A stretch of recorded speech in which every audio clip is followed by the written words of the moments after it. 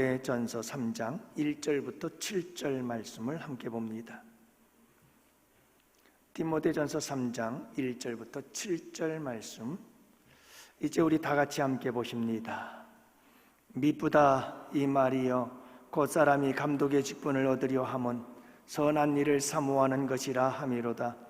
그러므로 감독은 책망할 것이 없으며 한 아내의 남편이 되며 절제하며 신중하며 단정하며 나그네를 대접하며 가르치기를 잘하며 술을 즐기지 아니하며 구타하지 아니하며 오직 관용하며 다투지 아니하며 돈을 사랑하지 아니하며 자기 집을 잘 다스려 자녀들로 모든 공손함으로 복종하게 하는 자라야 할지며 사람이 자기 집을 다스릴 줄 알지 못하면 어찌 하나님의 교회를 돌보리요. 새로 입교한 자도 말지니 교만하여져서 마귀가 정죄하는 그 정죄에 빠질까 함이요. 또한 외인에게서도 선한 증거를 얻은 자라야 할지니 비방과 마귀의 올무에 빠질까 염려하라. 아멘. 우리가 계속해서 저녁 시간에는 목회서신인 디모데전서를 가지고 우리 직분자들이 어떠한 자세를 가지고 섬겨야 될까, 직분자의 자격이라는 제목보다는 직분자의 자세라고 하는 제목이 더 부드럽고 좋을 것 같다 하는 생각이 들어요. 이 자격 가지고 따져든다면 사실 우리가 좋은 직분자가 되기가 그리 쉽지는 않을 것 같다 하는 생각이 드는데요. 어쨌든 간에 여러분, 우리가 이 감독의 직분에 대해서 이야기를 하고 있거든요.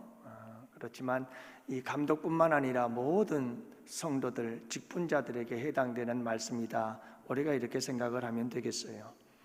목사부터 시작해서 장로와 안수집사와 권사, 우리가 이 정도의 중직자들에게 모두가 해당되는 말씀이다라는 생각을 가지고 함께 말씀을 나누셨으면 좋겠고, 이제 곧 우리가 내년도 일꾼들을 선출하는 데 있어서 나름대로 기도하면서 이제 조율을 하고 또 투표 준비도 하고 나름대로 이제 내년도 임직을 위해서 하나씩 준비를 해가야 할 때가 된 것 같다 하는 생각이 듭니다. 그래서 미리미리 준비를 해야 될 텐데, 여러분들 6개월 동안의 교육이 있습니다만은, 그러나 미리미리 이 말씀들을 통해서 직분자가 어떤 사람들이어야 되는 것인가 하는 것에 대해서 미리 들고, 그리고 준비하시고 기도하시고 그렇게 한다면 우리 교회가 질적으로도 아름다운 성장과 발전을 이루게 될 줄로 믿습니다. 지금까지 여러분들과 함께 쭉 말씀을 나눴죠. 근데 여러분, 오늘 5번째 이야기입니다. 자, 여러분, 지난주에는 우리가 절제에 대해서 이야기를 나누었고, 그리고 또한 한 가정의 한 아내의 남편이 되어야 한다 하는 것을 함께 말씀을 나누었어요. 그래서 오늘은 여러분들과 함께 이 절제에 이어서 5번째 신중함에 대해서 말씀으로 시작을 해보도록 하겠습니다. 그래서 여러분, 우리 이 일꾼들은, 직분자들은 신중해야 된다 이렇게 말씀하고 있습니다. 신중함을 가진 사람이 직분에 합당한 자고 당연한 자세다라고 하는 것을 말씀하고 있죠. 모든 일들, 무슨 일을 할지라도 우리가 조금 더 신중할 줄 아는 사람이 되어야 한다. 완벽할 수는 없어요. 아무리 신중해도 이 부분 저런 부분 실수가 나오게 돼 있고 허점들이 나올 수밖에 없는 게 우리 인간이긴 함지야 완벽할 수가 없어요. 그렇지만 우리 입장에서는 최선을 다해서 신중하게 생각하고 신중하게 판단하고 신중하게 결단하고 신중하게 행할 수 있는 이런 자세가 필요하다는 거죠. 선택하고 결정할 때 우리 신중해야 됩니다. 왜냐하면 여러분, 우리 중직자들은 교회에서 리더들이고, 교회의 리더들로서 어떤 일들을 이루어 나갈 때 그 일들에 대해서 신중해야 됩니다. 여러분, 우리 장로님들과 우리 권사님들과 그리고 우리 안수집사님들이 각 기관의 부서에서 일을 하게 되어지고, 전도회 구적장으로서 이렇게 일들을 하게 되어지고, 여러 가지 여러분, 우리 교회의 구석구석에서 일을 하게 될 때 어떤 일들을 추진하고 어떤 일들을 선택하고 결정하고 이루어 나가는 과정 속에서 우리가 잘 선택을 해야 합니다. 제가 늘 강조하는 게 그겁니다. 공동체성이라고 하는 거예요. 여러분, 사심이 들어가면 절대 안 된다는 걸 강조하고 있잖아요. 개인적인 사적인 생각, 여러분, 이게 교회를 어지럽히고 이게 교회를 망치는 아주 위험한 요소가 돼요. 그래서 여러분, 우리 중직자들, 직분자들은 어디서 무슨 자리에서 어떤 일들을 추진하고 이루어 나가든 항상 교회의 덕이 무엇일까? 교회의 유익이 되는 것은 무엇일까? 하나님께서 기뻐하시는 일이 무엇일까를 항상 먼저 생각하고 그 일을 추진해 나가야 합니다. 혹시라도 여러분 이런 부분들에 있어서 못마땅한 일이 있다면, 뭔가 잘못된 일이 있는 것 같다고 한다면, 여러분 리더들이 어떤 잘못된 일들을 추진할 때 그 부분에 대해서 우리가 서로 대화를 나눌 수 있는 그런 부분도 필요합니다. 그래서 이렇게 하는 것보다는 이렇게 하는 게 어떻겠는가라고 하는 이런 이야기와 대화들을 통해서 잘못된 부분들은 수정해서 고쳐나가야 된다는 것을 여러분 우리가 함께 기억을 하고, 그걸 또 기분 나빠하는 사람들이 있어요. 오늘 우리 큐티 시간에 함께 나누은 큐티 말씀이 뭐냐 하면, 거만한 자를 책망하지 말아라, 그가 너를 미워할 것이다. 지혜로운 자를 책망하라, 그리하면 그가 너를 사랑할 것이다 그러거든요. 여러분, 거만한 자는 뭐라고 한마디를 하면 그걸 굉장히 기분 나쁘게 들어요. 내 자존심을 상하게 만든다, 나를 무시한다, 나를 짓밟는다, 뭐 이런 식으로 생각을 하게 되죠. 그러니까 나에게 책망하거나 나에게 뭐라고 한마디 하는 사람이 너무너무 미운 거예요. 그런 사람들에게는 아무 말도 하지 말라는 말이거든요. 책망이나 또 다른 더 듣기 싫은 소리를 하면 들을 줄을 모르니까요. 근데 지혜로운 사람에게는 책망을 하라, 그리하면 그가 너를 사랑하리라고 말씀하고 있어요. 여러분 보세요. 지혜로운 사람은 어떤 사람이냐면, 책망하거나 꾸짖거나 또는 뭐 잘못된 부분들에 대해서 이렇게 하는 게 좋지 않느냐, 저렇게 하는 게 좋지 않느냐 하는 얘기를 했을 때, 그럴 수도 있겠구나, 내가 잘못 생각할 수도 있었겠구나 하는 생각들을 가지고 받아들이고, 그리고 내 잘못된 부분들은 고치고 수정해 가면서 나에게 이런 말을 해준 저분이 참 고맙다, 저런 분에게 참 감사하다 하는 사랑하는 마음이 생기는 것이 지혜로운 사람이라는 거예요. 근데 거만한 사람들은 미워요.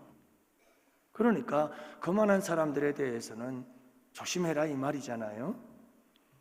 여러분, 우리가 무슨 일을 할 때에도 신중하게 선택하고, 신중하게 선택하더라도 내가 혹 리더로서 잘못된 일을 행할 수가 있고, 아니 잘못되었다기보다는 좀 더 좋은 것이 있는데 덜 좋은 일을 하려고 할 때도 있지 않아, 없지 않아 있잖아요. 그럴 때는 누군가가 그런 부분을 얘기를 해주면 그렇군요, 그게 더 좋을 것 같습니다 라고 우리가 받아들일 줄 아는 넓은 마음이 있어야지요. 나에게 뭐라고 했다고 그렇게 여러분들 우리가 좀 좁은 마음보다는 좀 더 넓은 마음을 가지고, 여러분 좀 닫혀진 마음보다는 수용적인 마음을 가지고 우리 직분자들이 감당해 나가는 것이 좋지 않겠어요? 그래서 여러분 무슨 일을 추진하든지 간에 여러분 우리는 항상 교회라고 하는 공동체를 생각하고, 하나님 나라, 하나님의 나라에 여러분 이 작은 공동체인 우리 교회, 이 교회 공동체 안에서 하나님 나라의 유익과 그 나라와 그 의를 먼저 구하고 그럴 수 있어야 돼요. 이게 리더들이 갖춰야 될 신중성이죠. 또 여러분 우리 직분자들은 말을 할 때에도 신중하게 말을 해야 돼요. 생각 없이 내뱉는 한마디 한마디가 굉장히 힘든 일들을 만들어내곤 하지요. 저도 그런 실수를 할 때가 있어요. 그럴 때마다 조심해야 되겠구나, 안 되겠구나 하면서도 늘 하다 보면 완전하지 못해서 그런 실수를 할 때도 가정에서도 그렇고 목회사역 속에서도 그렇고, 여러분 그렇지만 우리가 최선을 다해서 신중하게 말 한마디 한마디를 내뱉을 수 있는 이런 성숙함이 우리에게 있어야 된다는 것이죠. 여러분 이 말도 마찬가지거든요. 이 말의 신중함이 왜 있어야 될까요? 왜 우리는 말 한마디 한마디 속에 신중한 마음을 가지고 말을 해야 되는 걸까요? 이유는 하나예요. 하나님의 교회의 덕을 세우고 하나님의 교회의 유익을 세워서 하나님의 교회를 온전히 잘 세워가고 평안하여 든든히 서가는 아름다운 교회를 만들어 가기 위한 목적이거든요. 그렇기 때문에 말 속에도 사심이 들어가면, 사적인 생각들이 들어가기 시작하면 자꾸 이게 교회의 유익이 아니라 교회에 해를 끼치게 되어져요. 그래서 그런 말을 잘 생각을 해야 돼요. 신중해야 되는 거죠. 행동할 때에도 신중해야 되는 건 마찬가지고요. 이 신중함이라고 하는 것은 우리의 삶의 후회와 관련이 있어요. 그래서 자꾸 내가 왜 이렇게 했을까라고 후회를 하곤 하는 것은 그만큼 내가 신중하지 못하다는 것을 보여주고 있기도 한다는 거죠. 그래서 신중하게 선택하고 결정하고 말하고 행동하게 되어지면 덜 후회하게 되어지고요. 가볍게 선택하고 가볍게 행동하게 되면 자꾸 우리는 많은 이런저런 후회할 일들이 생기게 될 수밖에 없는 거지요. 그래서 우리는 모든 삶 속에서도 그렇고 우리 중직자들은, 직분자들은 조금 더 모든 일에 신중할 줄 안 사람이 되어야 합니다. 그 다음에는 단정함이거든요. 여러분, 몸과 마음이 단정해야 되는데 여기서는 특별히 외적인 몸차림, 옷차림에 대해서 이야기를 하고 있어요. 우리가 늘 속사람에 대해서 이야기를 합니다만은 속사람도 잘 단장이 되어야 되지만 여러분, 우리 직분자들이나 중직자들은 바로 여러분 이 외적인 차림이 단정한 사람이 되어야 된다는 것을 말씀하고 있는데, 우리 장로님들이나 안수 집사님들 되시는 분들의 우리 아내 되시는 분들은 여러분 좀 신경을 써 드려야 돼요. 그래서 우리 남편분들을 옷차림 속에서도 그렇고 모든 차림을 잘 신경을 써 주셔야 돼요. 그래서 옷차림도 단정하고 깨끗하고 아름다운 그런 모습을 가져야 되는 거거든요. 그 여러분, 교회에서도 예배자로잖아요. 우리는 일단은 예배자는 예배자로서의 단정함이 있어야 돼요. 여러분들 교회 나올 때에도 그냥 편안한 게 좋긴 할 줄 모르지만 여러분, 편안함을 넘어서 나 자신의 어떤 유익을 넘어서 우리 주님을 위한 그런 기본적 자세를 가지고 우리가 옷차림을 깨끗하고 단정하게 해서 주님 전에 나와 예배드리는 자세와 태도가 굉장히 중요하듯이 매사에 범사에 항상 여러분 우리 직분자들은 차림 하나하나에도 굉장히 신경을 좀 써야 한다는 것을 여러분들 기억하셔야 됩니다. 그래서 입은 옷, 그리고 넥타이, 구두 이런 모든 것들도 좀 신경을 쓰고 헤어스타일도 좀 멋지게 하시고 그렇게 외적인 단정함을 잘 유지해 나갈 수 있는 그런 우리 직분자들이 되어야 된다는 거죠. 여러분, 옷차림이라고 하는 것은 그렇게 우리가 생각하는 것처럼 단순한 것은 아니에요. 옷차림은 그 사람의 성격과 성품을 대변해주고 있거든요. 그래서 그 사람의 옷차림도 가만히 보면 이 사람은 성격이 이런 사람일 것 같다, 나름대로 짐작을 할 수가 있게 되어져요.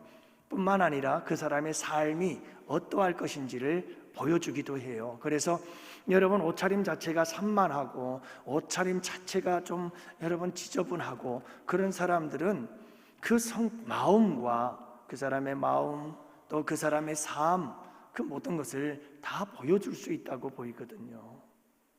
그래서 우리가 옷차림을 단정해야 되는 이유 중에 하나가 또 그런 부분들이 있고요. 또 옷차림은 사람들의 선입관에 영향을 끼쳐요. 그래서 우리가 옷차림을 딱 보고 사람들을 만날 때 첫 번째 사람들을 만나면 그 사람의 차림과 외모에 딱 선입관이 박혀요. 그래서 이 사람은 참 말쑥하고 깔끔하고 정갈한 사람이구나 라고 하는 게 이렇게 딱 한번 바뀌면 그 선입관이라는 건 굉장히 바뀌기가 힘들다고 그래요. 그만큼 여러분, 우리가 사람들을 만나고 사람들과 함께 교제하고 관계를 맺어갈 때에 차림이라고 하는 것은 굉장히 중요하구나 하는 걸 알 수가 있습니다. 무엇보다도 우리는 항상 하나님 앞에서 살아가는 자들 아니에요? 그렇죠? 오늘 아침에 말씀대로 정말 시퍼렇게 살아계신 하나님이신데 여러분, 우리가 그 하나님 앞에 살아가면서 항상 우리의 옷차림을 단정히 알 수 있는 부분들이 필요해요. 저는 좀 안타까운 이야기 중에 하나가 뭐냐 하면 요즘 들어서 많은 성폭행 사건들이 많이 일어나요. 근데 참 안타까운 게 뭐냐 하면 아름다운 것도 좋지만 너무 미니스커트나 또 너무 이런 몸매가 드러나는 것들을 통해서 옷들을 입고 다니는 여자분들, 그런 분들을 볼 때 좀 아름다움도 좋지만 여러분, 이 짐승 같은 남자들의 본능을 자꾸 충동질하는 그런 옷차림이 많아지고 있잖아요. 그런 영상, 그런 영화, 그런 유튜브, 아주 그런 일들이 많아지면서 점점 여러분, 이런 성적인 범죄들이 많이 일어나는 것을 보게 되면서 좀 안타까워요. 여러분, 이런 입장에서 본다면 우리 예수 믿는 사람들은 사회 속에서도 여러분 좀 단정이 있는 훈련이 필요합니다. 그래서 우리 직분자들이 그런 모습들을 잘 보여줘야 되겠죠. 그래서 여러분, 우리 주님 앞에 단정한 모습이 굉장히 중요해요. 전도할 때도 마찬가지거든요. 여러분, 전도할 때도 그냥 전도하는 날이니까 하고 그냥 아무렇게나 입고 오시면 안 되고, 사실은 전도하시는 분들이 단정한 차림으로 깔끔하게 하고 나와야 돼요. 그게 전도지를 전달할 때 우리를 보는 사람들의 선입관이 되어져요. 교회 다니는 사람들 깔끔하구나, 이런 선입관, 선입견을 주는 거죠. 언젠가 한번 그런 연구를 조사를 해봤다고 그래요. 그게 뭐냐면 전단지를 나누어 주었어요. 그래서 젊은 사람들을 통해서 이 실험을 한 거예요. 전단지를 나누어 주는데 여러분, 두 부류의 사람으로 나누어서 같은 자리에서 전단지를 같은 시간대에 뿌리기로 그렇게 생각을 하고 실험에 들어갔어요. 한 부류의 사람들은 그냥 평범한 옷을 입고 청바지 입고 그리고 전단지를 나눠주기 시작했어요. 그냥 티를 입고 청바지 입고 막 전단지를 나눠주기도 했어요. 그리고 또 한 부류의 사람들은 정장을 하고 깔끔하게 구두를 신고 나와서 그리고 전단지를 나눠줬어요. 여러분들 어떻게 생각하세요? 그 실험 결과가 어떻게 나왔을 것 같아요? 그냥 평상복을 입고 청바지 입고 티 입고 전단지를 돌려준 사람보다 정장을 하고 양복을 깔끔하게 입고 그리고 나와서 전단지를 돌리는 사람이 훨씬 더 받아가는 사람들이 많더라, 이 말이에요. 그만큼 우리 이미지는 중요한 거예요. 그래서 여러분, 우리 양원의 성도들, 중직자들은 항상 모든 우리의 옷차림, 외모가 단정하고 깔끔하고 아름다운 그런 우리 중직자들이 되어진다면 여러분, 우리 교회는 더 아름다운 교회가 되리라고 믿습니다. 그 다음에 7번째로 우리가 나그네를 대접하며 그랬거든요. 여러분, 나그네를 대접하고 대접하기를 잘하는 사람, 이런 사람이 좋은 직분자다, 이렇게 말씀하고 있습니다. 여러분, 우리 중직자분들은 대접하기를 좋아하는 사람들이 되어야 돼요. 대접하기를 좋아하는 사람. 그래서 모두가 다 잘 대접하고 서로를 대접하는 황금률이 뭡니까? 내가 대접을 받고자 하는 대로 남을 먼저 대접하라. 이게 황금률이거든요. 여러분, 우리가 다른 사람들을 대접한다는 것은 참 소중한, 그리고 하나님께서 기뻐하시는 일이에요. 그래서 하나님은 늘 대접하라 하는 일들을 참 많이 말씀하시거든요. 누구를 대접하라는 말일까요? 여기서 대접한다, 특히 신약 성경에서 대접하라라고 하는 말씀들이 나올 때에는 여러분, 그냥 평범한 사람들을 이야기하고 있는 것은 아니에요. 물론 가난하고 어렵고 힘든 사람들을 대접하는 것도 좋고 가까운 이웃을 대접하는 것도 좋지만, 신약 성경에 나오는 대부분의 대접에 대한 대상은 누군가 하면 복음을 전하는 사람들이에요. 여러분들도 아시겠지만 우리 예수님께서도 복음을 전하러 이 동네 저 동네 다니시잖아요. 그리고 제자들에게도 말씀하셨는데 뭐라고 말씀하셨느냐면, 얘들아, 뭐 전대나 이런 것들 갖지 말고 너희들이 이 동네 저 동네 다니면서 예수 복음 전해라, 이렇게 말씀하셨잖아요. 그래서 그 당시에 이 복음 전도자들은 이 마을 저 마을을 떠돌아다니면서 그렇게 복음을 전하곤 했어요. 그렇기 때문에 나그네처럼 떠다니며 복음 전하는 그들에게 대접을 잘해 주어라, 이 말씀이에요. 여러분, 대접을 잘 할 수 있는 우리 성도들이 되시기를 바라요. 우리 교회는 제가 뭐 이런 교회 저런 교회도 많이 다녀봤지만 참 대접하기를 좋아하는 교회인 것 같아요. 우리 성도님들이 그저 성도들과 함께 모여서 식사하고 교제하고 예정들이 좀 많이 남아있는 그런 교회인 것 같아서 참 좋아요. 교회 여러분, 서로가 자꾸 서로를 대접해 줄 줄 아는 아름다운 그런 대접의 사람들이 되실 수 있기를 바랍니다. 이게 좋은 일꾼이다라고 말씀하고 있는 거예요. 그런 의미에서 우리가 조금 더 넓게 여러분이 말씀을 좀 생각해 본다고 한다면, 복음을 전하는 자들에게 대접을 잘하라 하는 이 말씀을 좀 더 폭넓은 의미에서 본다면, 여러분 하나님의 말씀을 전하고 가르치는 목회자들에 대해서도 여러분들이 좀 더 우리가 잘 대접하고 그렇게 반갑게 맞이할 수 있는 그런 삶의 자세가 우리 중직자들에게는 필요합니다.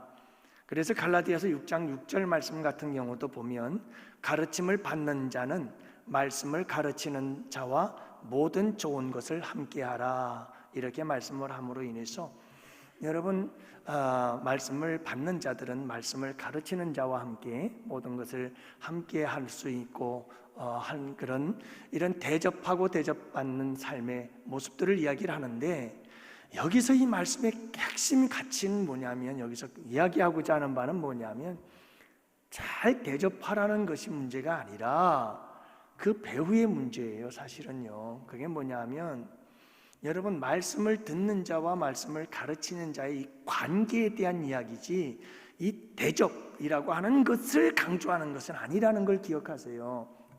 자, 여러분 보세요.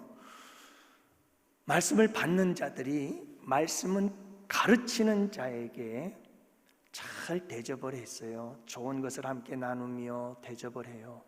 그 말은 무슨 말이냐면, 말씀을 받는 자가 말씀을 가르치는 자와 아름다운 관계, 좋은 관계에 있다는 거예요.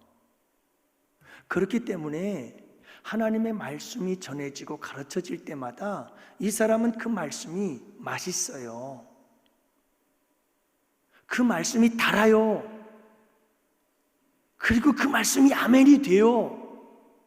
그런데 여러분, 말씀을 받는 자와 말씀을 가르치는 자에게 서로에게 대한 좋은 것을 함께 나누지도 않고 서로 대접하지도 않는 이런 관계가 되었다는 것은, 그 관계가 문제인 거예요. 그 관계가 친밀하지 않아요. 신뢰관계가 아니에요. 멀어져 있어요. 그 관계에 문제가 생긴 거예요. 그러면 하나님의 말씀을 아무리 전해도 그 말씀이 들리질 않아요.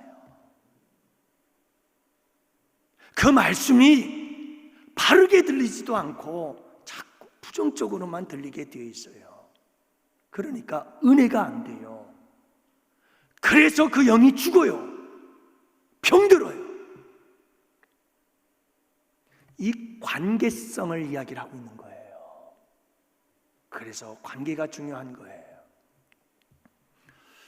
많은 부모님들이 참 어리석고 미련한 것이 하나 있어요. 아이들을 키울 때, 특히 사춘기가 되면 아이들이 막 반항적이죠. 반항적인 그 아이들에게 막 부모님들이 얘기하자고 너 한번 나하고 얘기해보자, 뭐 너 문제가 뭔지 한번 얘기해보자, 나하고 한번 좀 툭 터놓고 대화 좀 해보자, 막 그러면서 아이들을 쫓아다니는데 아이들은 죽으라고 도망다녀요. 무슨 대화냐 이 말이에요. 참 답답한 거예요. 그게 여러분 대화가 안 돼요.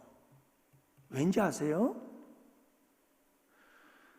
부모와 자녀의 관계가 제대로 지금 형성이 안 돼 있는 상태에서는 어떤 얘기가 주고받아져도 자식 앞에 붙잡아 놓고 아무리 얘기를 해도 문제 해결책이 안 나와요. 왜냐? 관계 형성이 안 돼 있거든요.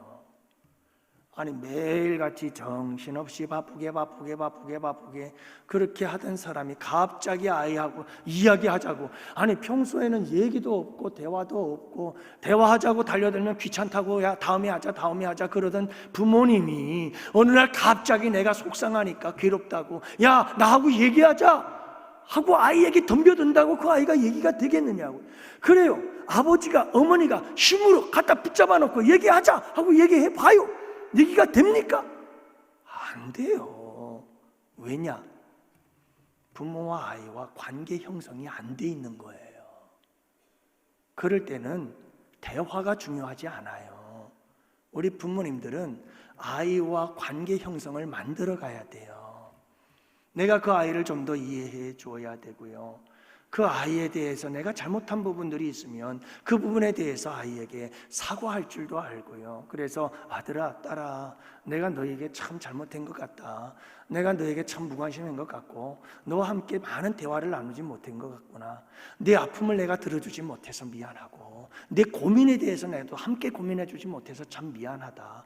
여러분, 이런 대화가 이루어져서 관계 형성이 되어져서 아, 우리 아빠가 나를 정말 사랑하고 나에게 관심이 많구나 하고 마음이 열려져야 그 다음에 대화가 되는 거예요.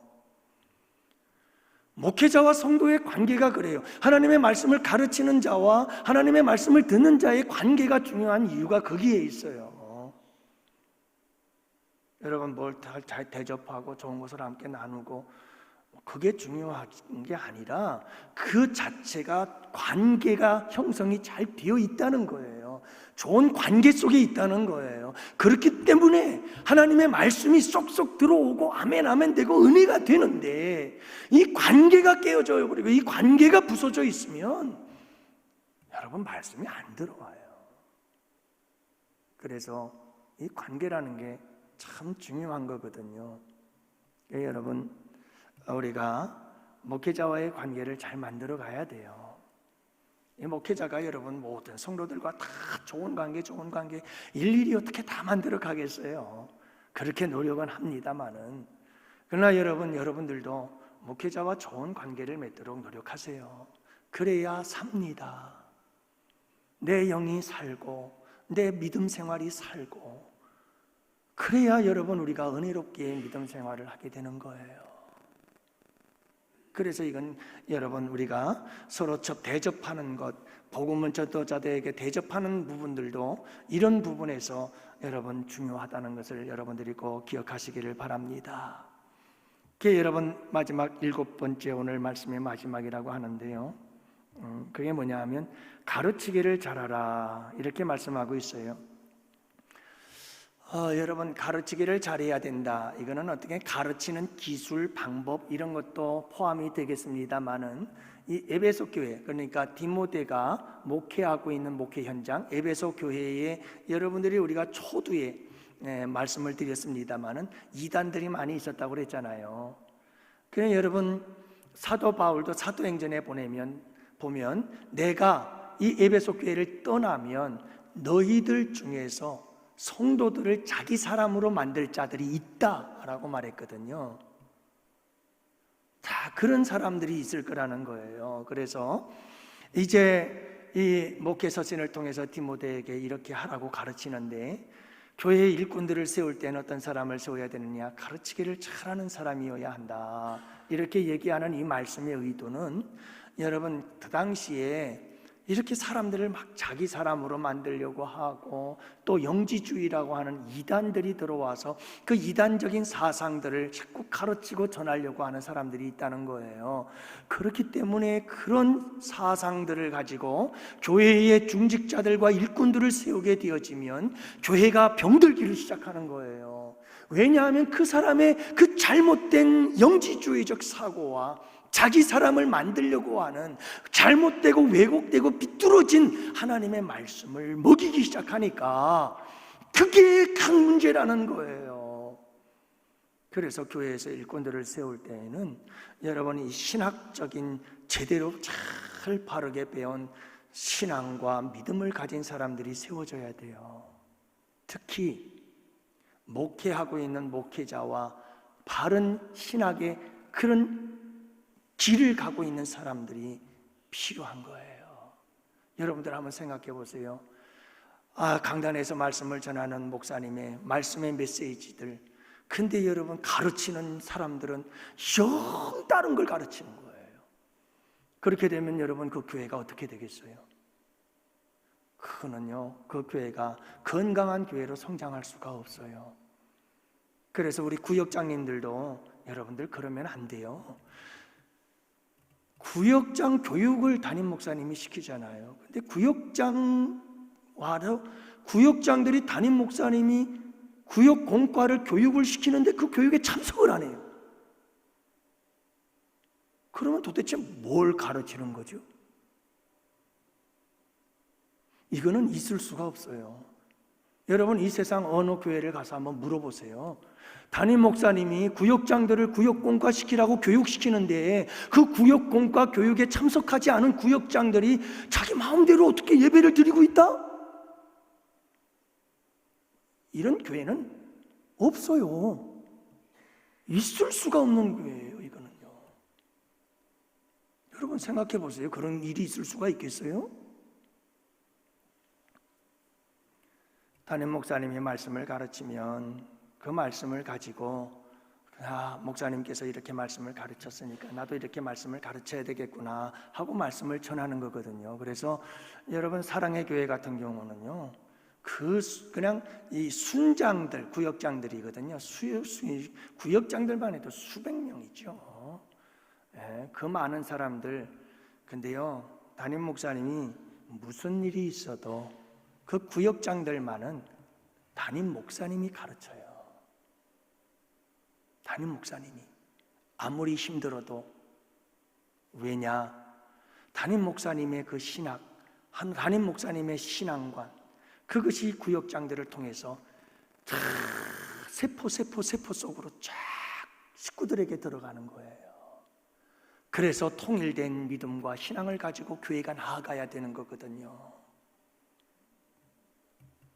그래서 여기서 가르치기를 잘한다는 말은 어떤 스킬, 기술 이런 것도 있지만 여러분 여기서 말씀하는 의도 중에 하나가 바로 이런 이단들, 영지주의자와 같은 이런 잘못된 사상을 가지고 있는 사람을 세웠다가는 그들이 가르치는 자리에 위치에 서게 되면 이 교회가 큰 어려움을 당하게 되어진다 하는 것을 이야기를 하는 차원에서 가르치기를 잘해야 된다 하는 말씀을 하고 있는 거고요. 또 하나는 가르치는 스킬적인 부분들, 기술 부분에 있어서도 여러분 우리가 잘 가르칠 수 있어야 돼요. 근데 제일 잘 가르치는 거는 사실은 말로서만 가르치는 게 아니라 말과 행실로서 가르치는 것이 가장 잘 가르치는 거고요. 또 여러분, 우리가 이런 가르치는 사역들을 맡길 때 많은 사람들은 그래요. 아유 목사님, 저는 가르치는 거 은사가 아니에요. 어떻게 알아요? 해보지도 않고. 그래서 여러분들, 우리가 이런 가르치는 사역 잘 해야 돼요. 우리 양원교회 성도님들은 참 교회를 섬기고 봉사하고 하는 일들 정말 열심히 잘 하셔요. 이제 앞으로는 우리 양원교회가 많은 성도님들이, 우리 직분자들이 가르치는 사역들을 많이 해야 돼요. 우리 새가족부에서 우리 장로님 한 분, 권사님 한 분, 그렇게 해서 새가족을 양육하는 일을 평신도 사역자들이 처음으로 이렇게 사역을 해보기 시작하는데요, 이렇게 가르치는 자들이 될 수 있어야 돼요. 우리 구역장님들도 잘 가르치고 계시잖아요. 이렇게 가르치는 자들이 돼야 돼요. 자, 그런데 여러분 중요한 게 뭐냐 하면, 가르치는 자의 자세 제일 첫 번째가 뭐냐 하면 배워야 돼요. 배우지 않으면 안 돼요. 그래서 여러분 그 기독교적 가르침, 이 교사론에 대해서 아주 전문적인 분이 계시는데 책 제목이 잘 안 나는, 교사입니까? 라고 하는 책인가요? 그 책의 저자이신데 그분이 하는 말씀이 그 말씀이에요. 오늘 내가 배우기를 그친다면 내일 가르치기를 멈춰라. 이 말이 무슨 말이냐면 배우지 않으면 가르치지 말라는 거예요. 그래서 잘 배워야 돼요. 여러분, 배우지 않으면 절대로 가르칠 수가 없어요. 그래서 우리는 끊임없는 배움의 자세를 가지고 있어야 돼요. 그래서 직분자들은 끊임없이 배움의 자세를 가져야 돼요. 우리 예수님도 뭐라고 말씀합니까? 수고하고 무거운 짐 자들아 다 내게로 오라고 하시면서 뭐라고 말씀하시죠? 와서 내게 배우라고 말씀하잖아요. 내게 와서 배우라. 그래서 여러분, 훌륭한 가르침은 어디에서 나오냐면 배움에서 나오는 거거든요. 여러분들이 잘 배워서 잘 가르치는 자들이 되어야 그게 중직자로서 아름다운 모습이라는 것을 알 수가 있어요. 또 직분자들, 중직자들 중에서 사역 중에 하나가 뭐냐? 가르치는 사역이구나. 그래서 여러분, 잘 가르치는 자여야 한다고 말씀하신 이 말씀의 의미가 바로 그런 거예요. 그래서 중직자들은 기본적으로 누구에게든 예수 그리스도에 대해서 가르치고 하나님의 말씀에 대해서 가르칠 수 있는 그런 자질을 갖추고 있어야 된다는 것을 말씀해 주고 있는 거예요. 그러므로 여러분, 오늘 이 말씀들을 전체적으로 다 정리를 하면 그래요. 우리 좋은 직분자들은 이런 거예요. 좀 더 우리가 신중할 수 있어야 되고, 여러분, 우리가 좀 더 잘 가르칠 줄 아는 사람이 되어야 되고요. 우리가 좀 더 단정한 사람이 될 수 있어야 되고요. 그런 부분들에 대해서 우리가 여러분 점점 하나씩 중직자는, 직분자들은 이래야 되는구나 하는 걸 알아야 되고, 그 알을 통해서 여러분들이 도전받고, 그리고 좀 더 나은, 좀 하나님 앞에서 보시기에 훌륭하고 교회의 덕과 유익을 세울 수 있는 좋은 직분자가 되기 위해서 우리 함께 노력해 갈 때에 여러분, 우리 교회는 양적 질적 부흥과 성장을 이루어 나가는 복된 교회가 될 줄 믿습니다. 할렐루야. 기도합시다.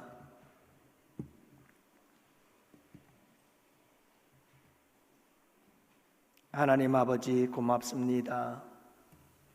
저희들에게 주님께서 은혜 베풀어 주셔서 오늘도 좋은 주님의 교회를 섬기는 일꾼은 어떠해야 되는가 가르쳐 주셨습니다. 먼저는 종에게 주신 말씀이요, 우리 모든 장로님들과 권사님들과 한수 집사님들, 모든 중직자들과 직분자들에게 주신 주님의 귀한 말씀인 줄로 믿습니다.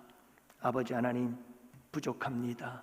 힘 주시고 능력 주시고 지혜 주시고 성령을 부어 주시옵시고, 그래서 아버지 하나님께서 기뻐하실 만한 직분자들이 될 수 있도록 주님 도와 주시옵소서.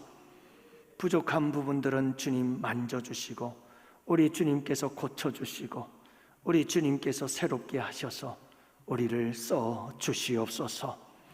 아버지 하나님, 감사합니다.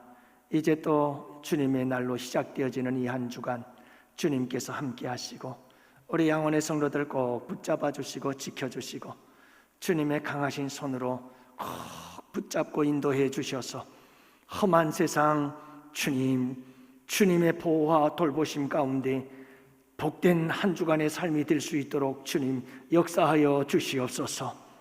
가정, 하는 일들, 생업과 일터, 그리고 걸음걸음마다 우리 아버지께서 실족하지 아니하도록 지켜주시고 보호하여 주시옵소서. 감사하오고, 이제는 우리 주 예수 그리스도의 구속의 은혜와 하나님 아버지의 사랑하심과 성령님의 교통하시고 인도하심이 이곳에 모인 주의 백성들 머리 위에, 가정 위에, 생업이, 우리 양원 교회와 교회에서 협력하는 국내의 교회와 선교지와 기관들 위에와 사랑하는 조국 대한민국과 군 복무 유학 출타 중에 있는 우리 양원의 지체와 권속들 머리 위에 이제로부터 영원토록 함께 있을지어다. 아멘.